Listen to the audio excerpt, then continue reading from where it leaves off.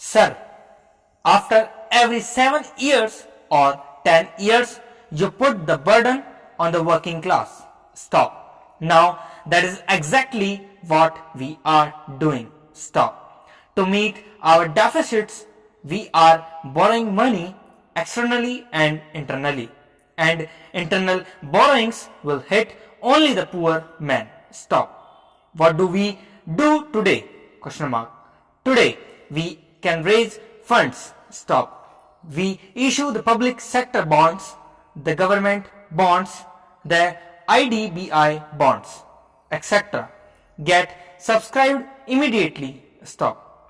But the interest and the repayment can only be at the cost of common man. Stop. Now, another interesting point here is this: have we exhausted all the means? Stop. Suppose this is the problem, that is the expenditure of the country. Stop. Let us also assume that what the finance minister has done his best to curb expenditure. Stop. But in spite of that, if this is the minimum expenditure and that is the revenue, what is the best way to curb the deficits? Stop. Sir, in the Western countries, in America, in England, in Western Europe, etc., the government expenditure goes up every year, and I will go up every year in every country because salaries and the other expenses go up. Stop. But in those countries, it is made up by increased revenue because the private sector is also making more profits and they are getting more by way of taxes from these people. Stop. Now, in the socialist countries or the communist countries, there is no private sector. Stop. The entire resources base is that their own public sector enterprises. Para. Now, sir, in India, the late Pandit Jawaharlal Nehru, during the formative years of our freedom, chose the path of mixed economy. Though during the last 3 years, the government has made a lot of policy changes. Stop. But I understand that the government is still committed to the industrial policy resolution of 1956, the Industries Act 1951, and largely the policies of Pandit Jawaharlal Nehru.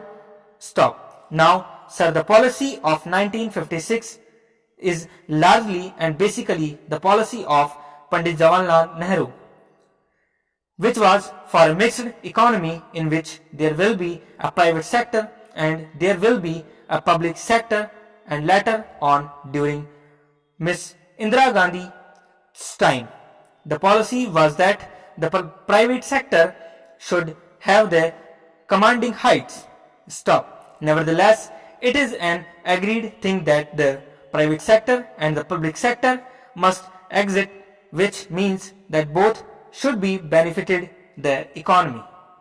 Sir, what is actually happening is that we are collecting money from the private sector, which has a saturation limit because we do not have unregulated economy and we do not give any blanket permission to make profit, and there are certain regulations. Stop. That money is not adequate to meet our expenditures. Stop. Not only that, a part of that money and those resources we have to give to the private sector to meet its losses. Stop. Now, this was not the scheme of things and this was not what we bargained for. In the first instance, now where in the Constitution, now where in the Industrial Policy Resolution has that been, and we said stop.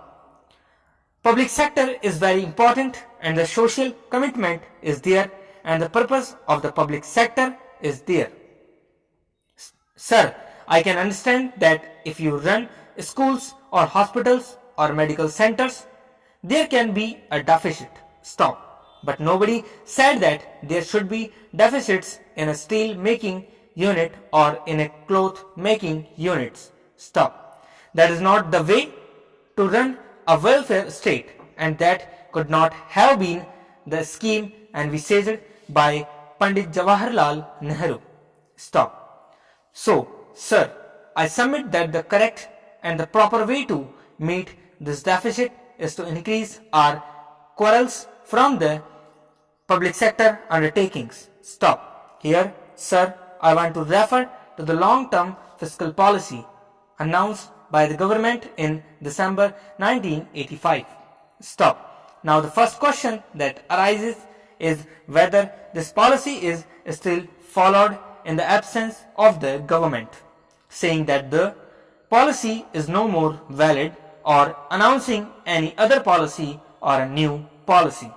This policy is very much valid because this is a policy of 3 years, and one of the postulates of that policy is that the taxation rates would not be exchanged for 3 years. Stop. When there is a demand for the reduction of rates or for any other change, the finance ministry says that the long-term fiscal policy prohibits it and that they stand committed to it. Stop. I think this policy has been there from December 1985, or was it from December 1986 when it was announced? Stop. Anyway, it was announced for 3 years. Stop.